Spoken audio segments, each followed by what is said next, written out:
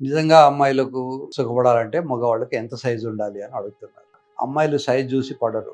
Size చిన్నగా ఉన్నా, పెద్దగా ఉన్నా వాళ్ళు దానికి అడ్జస్ట్ అయిపోతారు. ఎందుకంటే భగవంతుడు వాళ్ళ తయారీ, వాళ్ళ శరీరం తయారీలోనే బయటకు మనకు కనిపించే 3 సెంటీమీటర్లు మాత్రమే సొమాటిక్ ఇన్నర్వేషన్ అంటే టచ్, టెంపరేచరు ఫీల్ అయ్యేటట్టు. 3 సెంటీమీటర్ల తర్వాత లోపల ఆటోనామిక్ ఇన్నర్వేషన్ ఉంటుంది. కేవలం ప్రెషరు లాంటివి మాత్రమే వాళ్ళు ఫీల్ అవుతారు. ఒక్కోసారి అమ్మాయిలు బాగా బ్లీడ్ అవుతున్నదని చెప్పేసి గుడ్డలు పెట్టుకుంటారు. ఒక్కోసారి లోపల కూడా తోసేస్తారు. వాళ్ళు మర్చిపోతారు.